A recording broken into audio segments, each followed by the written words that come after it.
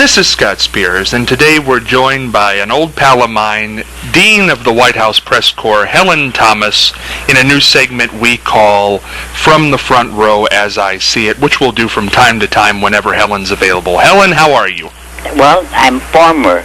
I'm not really the dean, never was, but because that's not a real title, and I'm not there anymore, so I'm second-hand view. Helen, how did that title come about, by the way? Who gave that to you? Well, I guess it was kind of a general assumption because I had the first question at news conferences. And I had been in the White House since 1961 with President Kennedy. It's our loss that you aren't there anymore, and there'll never be another Helen Thomas. Helen, thank God. Helen, I wanted to get your feeling on a few things that have been going on in the news recently. First, the big political fight that turned into the raising of the debt ceiling, which they eventually did. What did you make of how these politicians acted? Politics thought it was terrible. A denial of our country and its worth. I think that what was involved was national politics, anything to get Obama at any price. Now, I think the Republicans acted shamefully. Now, for lay people who are listening to this, and you being a Washington insider for so many years, what exactly in your eyes did the Republicans use this to get Obama? How did they do that? Well, they brought the shame of our country being downgraded. The buck stops here, and he will be blamed for all the losses of our integrity and everything else. For those of us who are here in the Midwest, what does this credit downgrade really mean as far as a country goes? How does it affect how the rest of the world views us? I think it says that we are no longer number one, that we're not the empire leader, and so forth. I think it is very, very bad. I don't think the average American had any other assumption except that we're on top. And some agency comes along filled with businessmen who care only about money, and they're the ones who are downgrading us. Well, we're not that. We're not downgraded, only in their eyes. We're great, and we'll always be great. If in our own eyes we're not number one, or in their eyes, where are we now? I think we are in limbo. I think that the people who are fighting to get to the White House will do anything to reduce our fame and prominence and credibility. So I think they ought to really search their souls as to who are they trying to sell out except our own country. Can we recover from this, Helen? Of course. We always have.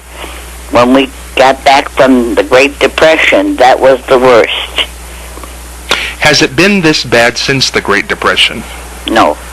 I don't think the country has been that polarized before since World War II. In World War II, it had great unity. So the only real people who were on the other side were the conscientious objectors, and I believed in them because I think they truly had convictions. They cared enough not to go to war. Helen, if I was a betting man and I were to ask somebody, just an opinion, kind of a handicapper, who was going to win the next presidential election, who would you say at this point, I'm sure a lot of things can happen, but who would you say at this point would take it? Obama, because the Republicans have no one. They have no ideas. All they do is try to tear down. Have you heard anything concrete or positive about putting the country back together, raising our morale? No one. None of the candidates, and they are so many. I want to run through... And so awful. Well, I want to run through the top three just to get your opinion. Christine O'Donnell. Who? O'Donnell. I don't have really an opinion. I've wiped them all out. I think Obama's better than all of them. At least he cares. What do you think he cares about? Well, he certainly cares about himself, as all politicians do.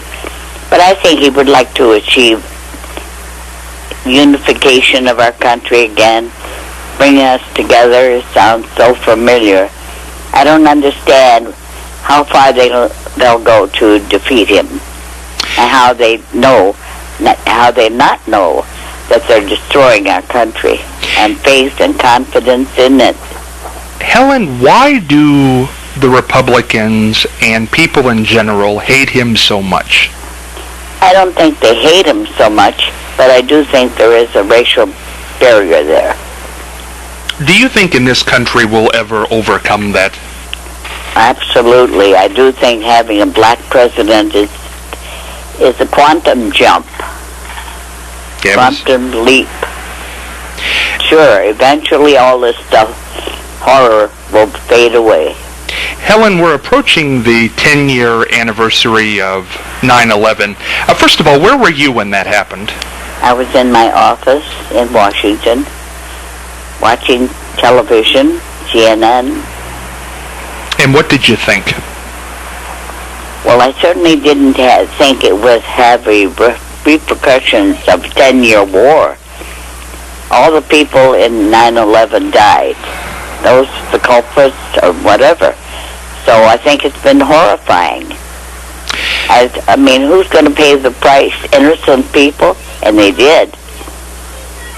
Do you think we're safer today than we were then from terrorism? Yes, in a way. I don't think they're as viable, but I think the price is so high.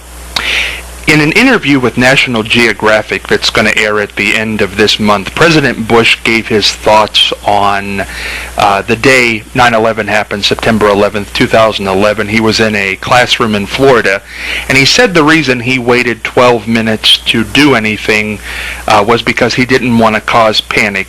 Do you believe that? For President Obama? For Bush.